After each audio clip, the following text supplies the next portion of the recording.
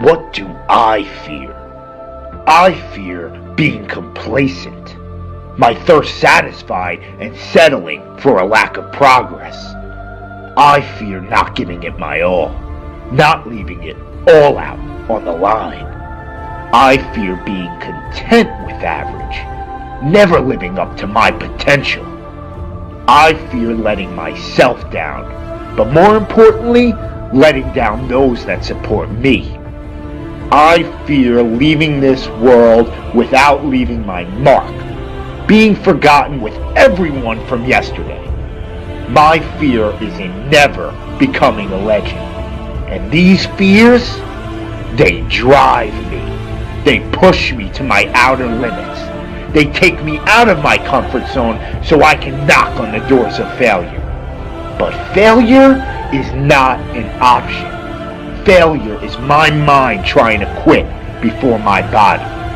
Failure is just saying no to trying again. You are your own maker in this world, and you cannot give up because the beginning is always the hardest, and it is always darkest just before dawn.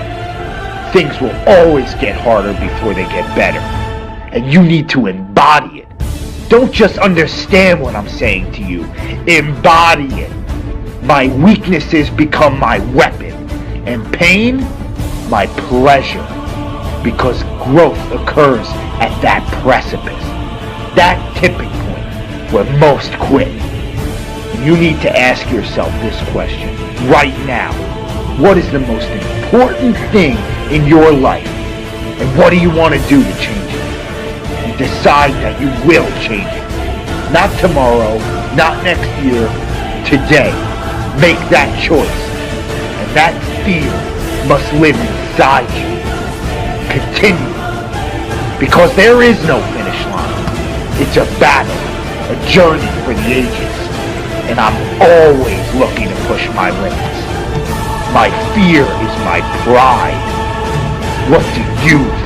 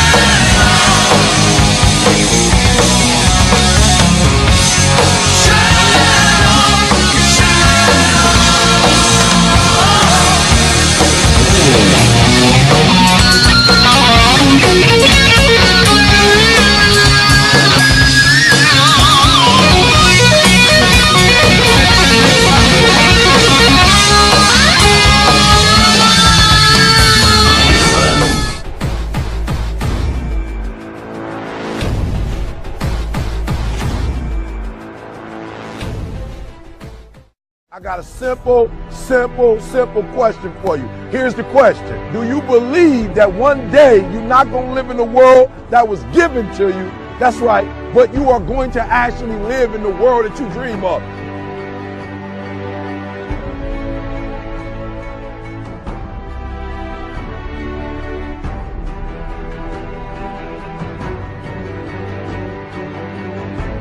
You got to make every single second count.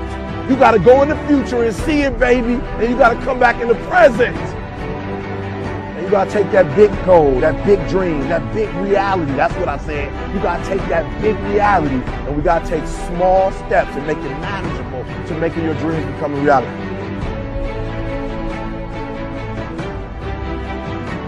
Think big, dream big, but start small. That's right, start small. Remember what I told you, start where you are with what you have, because what you have is plenty. That the biggest enemy you have to deal with is yourself. There's an old African proverb that says, if there's no enemy within, the enemy outside can do us no harm. You don't have to personally be perfect.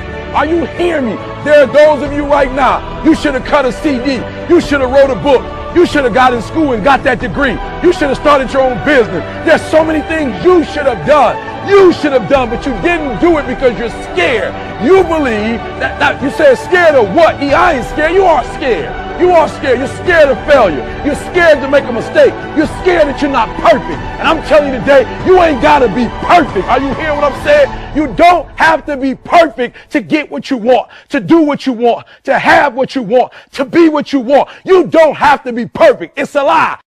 There will never be a point in your life where it's the right time to do a great thing. If you're waiting for that perfect moment, that perfect timing, it's not going to happen. You know what you have to do? You have to create the perfect time and the perfect opportunity and the perfect situation. So that a lot of people become comfortable. They stop growing. They stop wanting anything. They become satisfied. People getting ready to go to jobs that they don't like, jobs that are making them sick. You see, when you're not pursuing your goal, you are literally committing spiritual suicide. When you have some goal out here that you're stretching for and reaching for that takes you out of your comfort zone, you'll find out some talents and abilities you have that you didn't know you have. when the messenger of misery visits you, what are you going to do? What will keep you in the game? There are things that you think you'll never need to know, that you may only need to know one time in your life, but that could save your life because you had that knowledge. Unless you attempt to do something beyond that which you've already mastered, you will never grow. What is it that you looked at some point in time and you decided that you couldn't do it, that you talked yourself out of it? If you're waiting on your next door neighbor to make it happen for you, it may not happen. If you're waiting on your mother or your father, they may be so ancient in their thinking that they don't understand this opportunity that you have. And if you're waiting on them, it may never get done. You don't beg average people to be phenomenal. You don't beg good people to be phenomenal. You just are phenomenal, and you will attract phenomenal. What reason can you remember that you can call on, that you can reach on, that can make you get back up? Find that reason. If you're not where you are, if you're not where you want to be, if you don't have what you want to have, if you're not where you think you should be at this particular place, it has nothing to do with the system, but it has everything to do with the fact that you're not making the sacrifice. I want you to make that dream become a reality, because if you don't, you will be working for somebody else to make their dreams become a reality. Question is, what are you going to do with your time? What drives you? And greatness is a lot of small things done well. Day after day, workout after workout, obedience after obedience, day after day. When things don't work out for you, when things happen that you could not anticipate, what are the reasons that you can think of that can keep you strong? You will never ever be successful until you turn your pain into greatness, until you allow your pain to push you from where you are to push you to where you need to be. Stop running from your pain and embrace your pain. Your pain is going to be a part of your prize, a part of your product. I challenge you to push yourself. See, it's easy to be on the bottom. It doesn't take any effort to be a loser. It doesn't take any motivation, any drive in order to stay down there on a low level. But it calls on everything in you. You have to harness your will to say, I'm going to challenge myself. I mean that what you did last week don't count. Today is the only important day. There are 86,400 seconds in a day, and how you use those are critical. You got 86,400 today, and what you do today is going to cement who you are. Nobody's going to talk about what you did last week. You have this opportunity of a lifetime. It means absolutely nothing if you don't take advantage of it in the lifetime of this opportunity. I got a saying that when life knocks you down, try and land on your back, because if you can look up, you can get up. If you want a thing bad enough to go out and fight for it, to work day and night for it, to give up your time, your peace, and your sleep for it, if all that you dream and scheme is about it, and life seems useless and worthless without it. See, it's time now. If you want to make this your decade, you've got to start saying yes to your life. You've got to start saying yes to your dreams, yes to your unfolding future, yes to your potential, as opposed to saying no. When you die on E.